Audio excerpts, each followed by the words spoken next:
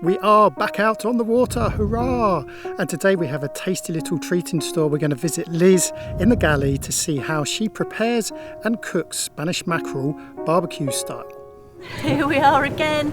Can't go very far because of this quite severe MCO lockdown, but we're getting out. We're going to anchor around the corner in Gaya. It's just really, as always, nice to be out of the marina. Already I'm cooler, feeling cooler. I got some wind in my hair and just generally just nice to be here. We're going to go round the top of Gaya so we get a little bit, tiny bit more freedom before we have to anchor again, and I'm going to put the rod out. You never know, in 10 minutes you could catch something.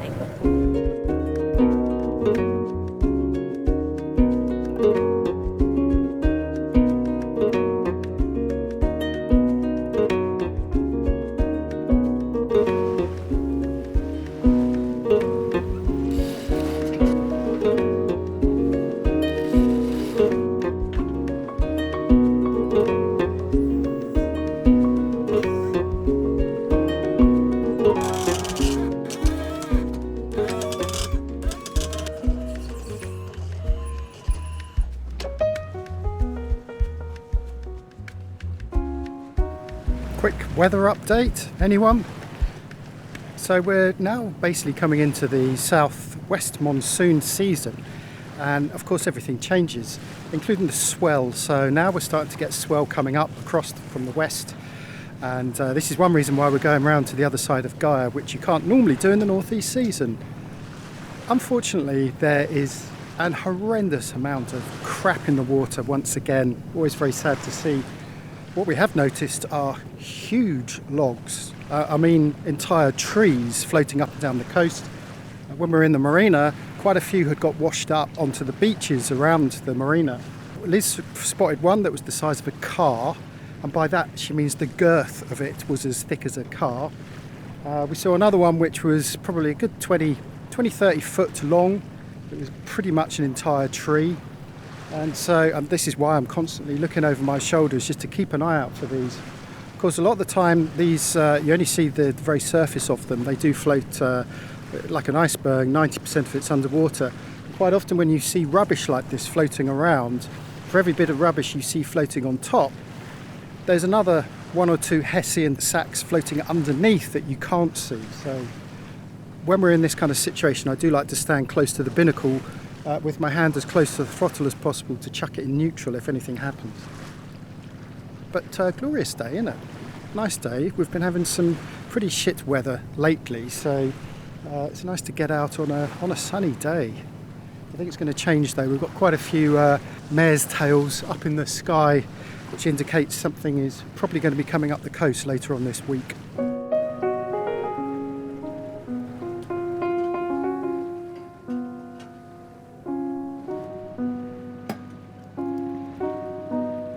We've left the marine park area, so we've got some space now to do some fishing. The trouble is there's so much crap in the water. I don't know whether to put my line out. I doubt that I would lose the lure, but I would certainly just keep catching plastic. I don't know.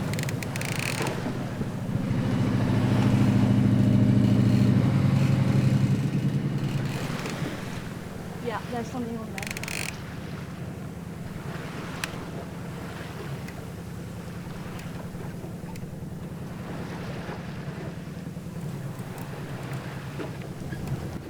Got that belt. Yeah. Look. I better go and get the gaff. Yeah. Well, that was exciting. Haven't caught a fish for ages. He's probably the biggest one we've ever caught. Some kind of mackerel. Trying to identify that with it. every fish we catch. I know, but He's this not the biggest. You don't think so? No. He's huge. Anyway, that's going to keep us in meals for the next few days.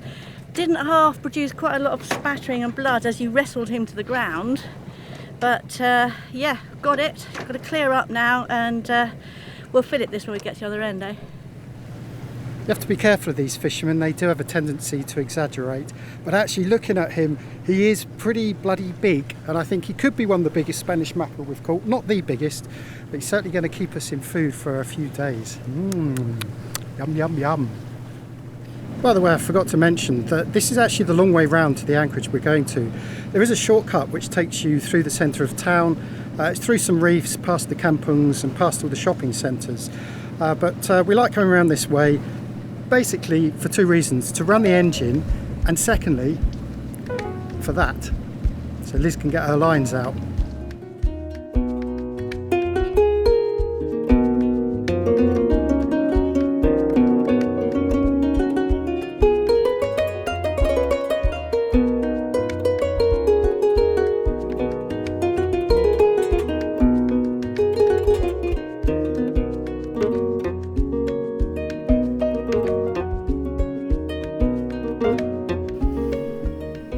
Anchor's down, we're in 20 metres actually, it's quite deep, but this is one of our favourite spots in the local area.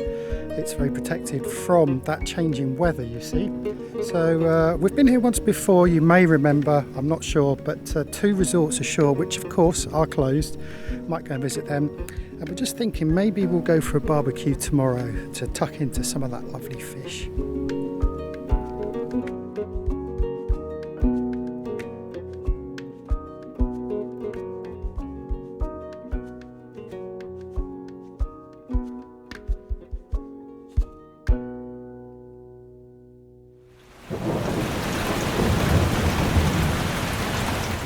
We were looking forward to a beach barbecue to enjoy that freshly caught Spanish mackerel, but even as Brits we do insist on a little bit of sunshine for our barbies. So instead we're going to go down and see Liz, how she prepares Spanish mackerel barbecue style in the galley. This is how I prepare the steaks, and we're going to cook them inside in the galley, and it's also how I would do it on a barbecue. But we can't cook on a barbecue at the moment on the beach because the weather is all wrong and blah blah blah, so it means we've got to do it here. So this is the best way I've found to make the steak, to make whatever you're cooking feel like it's been cooked on a barbecue. So first of all, let's get the steaks out.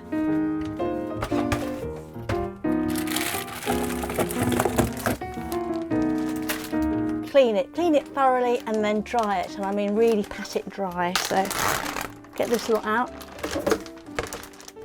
and put them in here.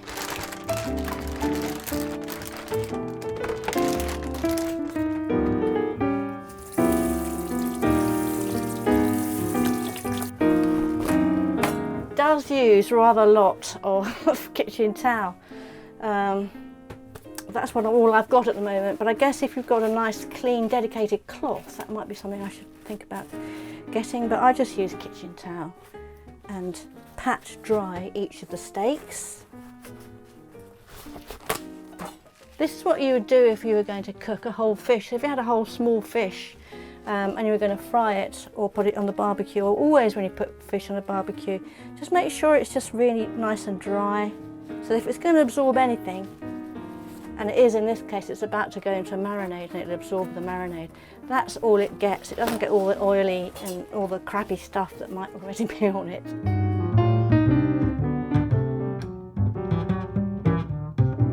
So the fish steaks have just been washed off and dried, and I've got them piled up here. And all I'm going to do is, you need a container, some kind of airtight container. I prefer to use bags. I reuse them. I have some specifically for fish. Just pop them in the bag. So there they all are in there. Beautiful steaks. Earlier I made the marinade and I let it sit for about half an hour just so that everything that's in there is dissolved into the liquid.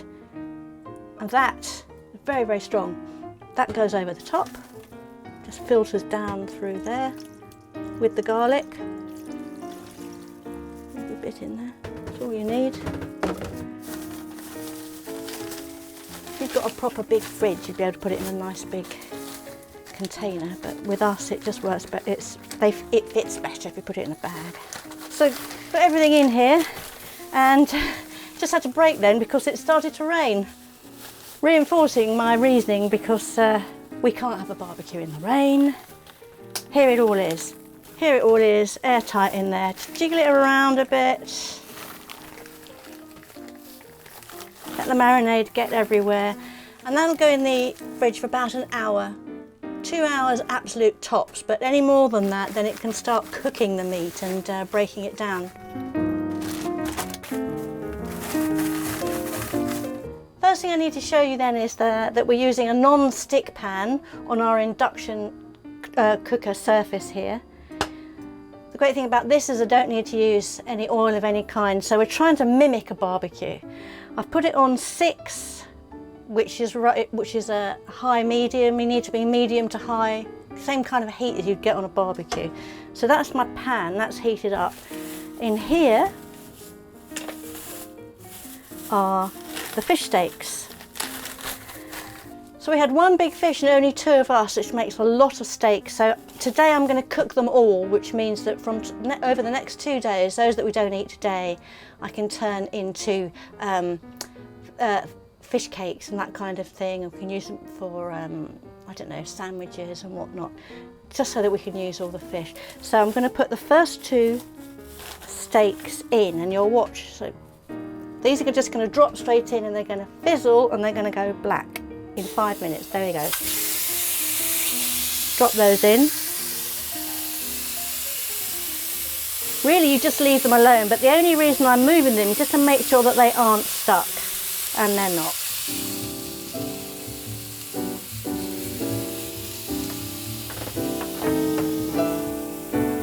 So I'll do all the rest after this one. So you see they're nicely blackened. It looks like it's been on a charcoal barbecue. A little bit of hickory salt, hickory smoked salt, and a bit of smoked paprika, again to give it that barbecue flavour.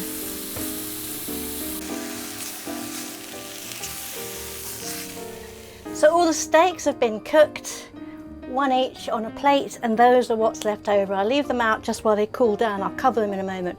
But before we eat, I'm going to make a little bit of a sauce to go with the steaks. This is all the ingredients that I added earlier: olive oil, butter, garlic, calamansi, which are those little tiny kind of cross between a lemon, not as sour as a lemon, not as sweet as an orange. They come from around here. Calamansi, and I have used a bit of orange juice, lemon juice as well. Stick all that in there. Just let it heat up and melt through. It's the same pan, haven't washed it. It's got all the bits and pieces from the fish that's been cooking. I've got it on a medium heat. I'll just let that boil away. You can smell the garlic. Just let it fry for a couple of minutes. So I've fried the garlic for a few minutes. It's infused, it's taken everything that was in the pan. Few burnt bits, doesn't matter, it's just what you'd have on a barbecue. And then I'm just going to add a little bit of the marinade, what's left of the marinade. I'm going to pour it through here because it's got big bits of garlic that I don't want. Just pour that through there.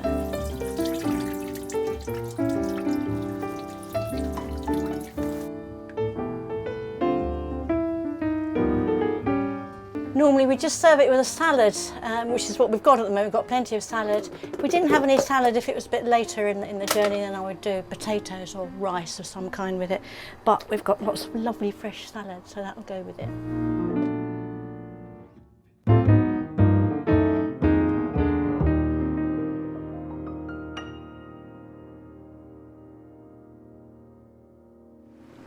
Well, as we go out to sea for another little sail, hurrah! I should just like to thank all of you out there in YouTube land for commenting on our videos and engaging with us. We really do appreciate it. As you know, YouTube have been twiddling with their figures again, so most people are seeing a downturn in the number of views they're getting per video. But what we're finding is that the level of engagement that we get from you guys and gals is always really encouraging. So we really do appreciate you commenting on our videos. Thank you.